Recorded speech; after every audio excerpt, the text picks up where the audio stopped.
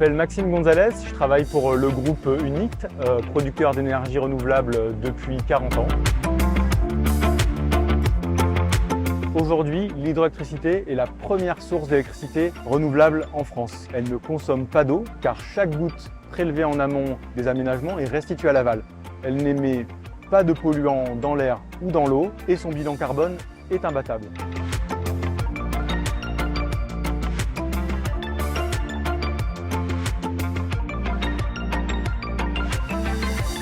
Notre filiale Hydrowatt exploite une cinquantaine de centrales hydroélectriques. Nous allons aujourd'hui vous faire découvrir cette énergie et les précautions à prendre à proximité de nos ouvrages. Nous sommes sur la centrale hydroélectrique de Bar, en Corrèze. C'est une centrale parmi les plus puissantes du département. Avec une puissance de 8 MW, elle produit l'équivalent de la consommation de 12 000 habitants. Nous sommes copropriétaires de cette centrale avec Romand Énergie, un autre producteur d'énergie renouvelable.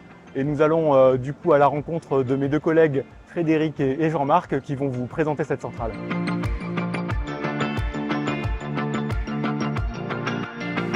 La force de l'eau dépend de deux éléments. Le débit qui va être dérivé vers l'usine hydroélectrique et la hauteur de chute. La hauteur de chute, c'est le dénivelé entre le barrage et le point de restitution au niveau de la centrale hydroélectrique où se trouvent les turbines.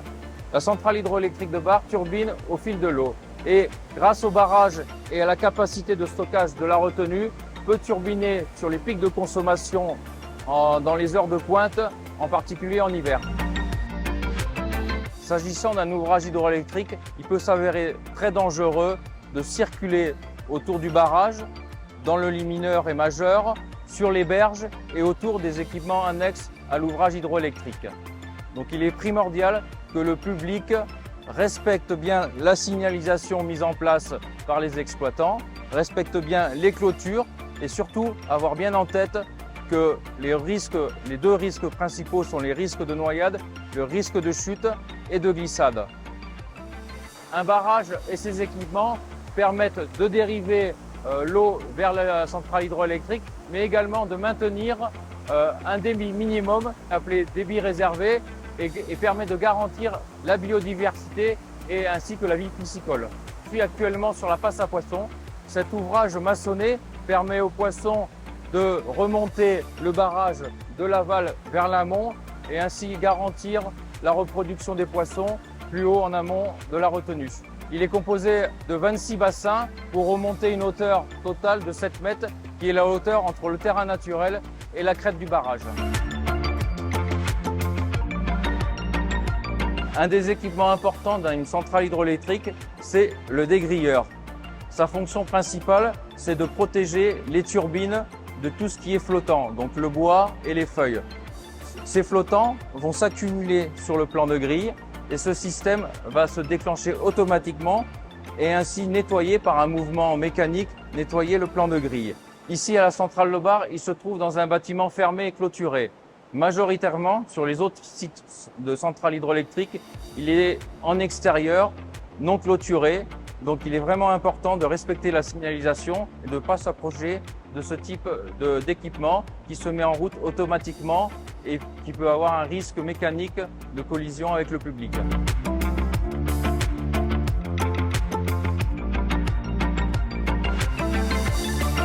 Nous sommes ici sur le canal d'amener de la centrale de Bar qui va du barrage de Corrèze jusqu'au bassin de mise en charge à Bar. C'est un canal qui fait 7 km de long, qui a été construit il y a plus d'un siècle et qui a nécessité la construction de 2 siphons et 4 tunnels par rapport au relief. Pour sensibiliser les promeneurs, nous avons installé des panneaux risque de noyade tous les 15 mètres et des panneaux propriété privée sur tous les chemins traversant le canal. Il est important de bien respecter les panneaux tout le long du tracé.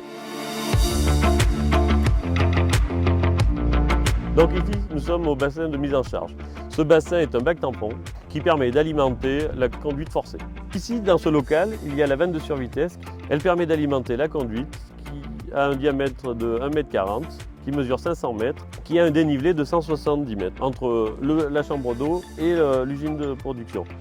Il est très important pour le public de ne pas monter sur la conduite forcée car le risque de chute est très important.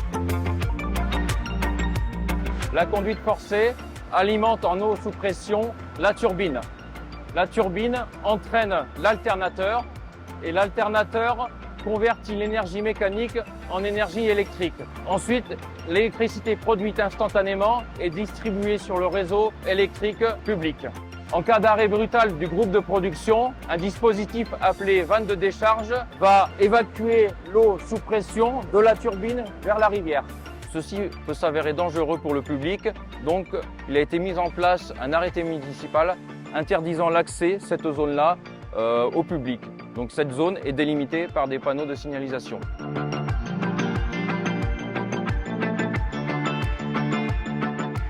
L'hydroélectricité est une énergie propre et renouvelable.